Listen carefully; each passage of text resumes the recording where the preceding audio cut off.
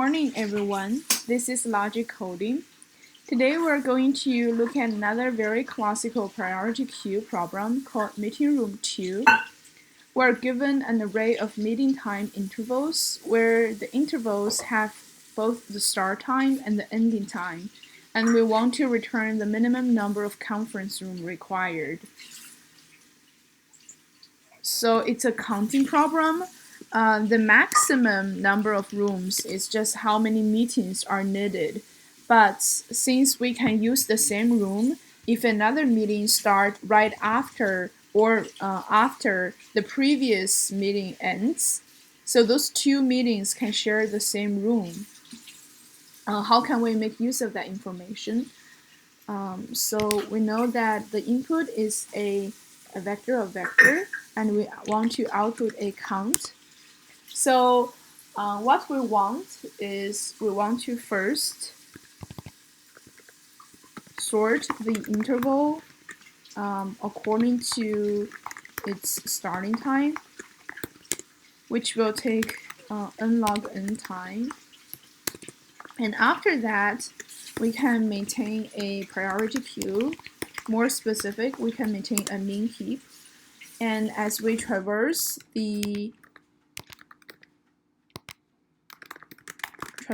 intervals, we compare the next earliest meeting, because we have the intervals are sorted.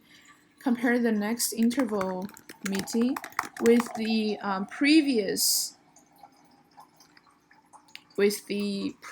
ending time. So with the min heap top element.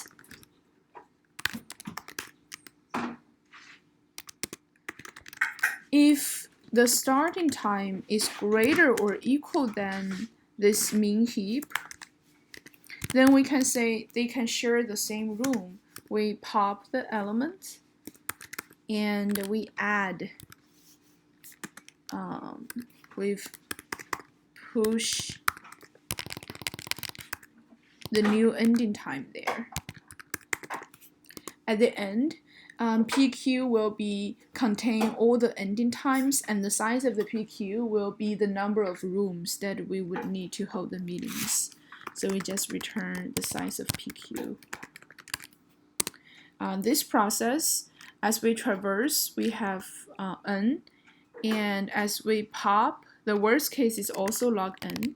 So the overall time complexity will be log n, and the space complexity will just be O(n), since we are trying to allocate a priority queue.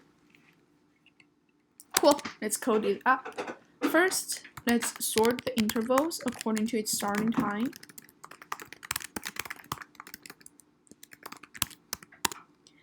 Then let's assign a priority queue.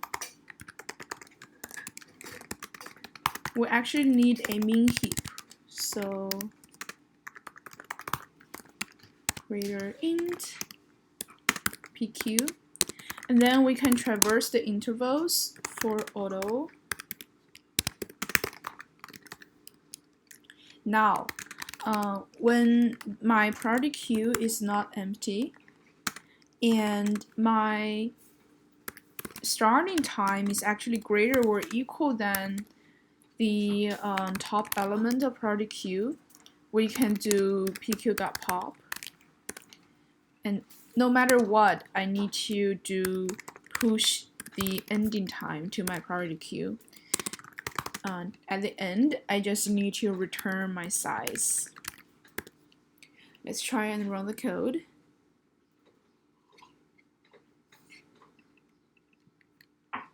Seems to have some typo.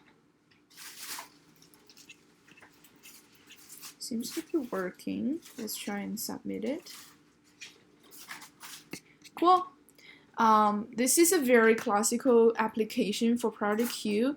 It makes use of the priority queue to maintain the always we want to retrieve the maximum or minimum from the problem. That's pretty much it. Thanks for watching. Bye.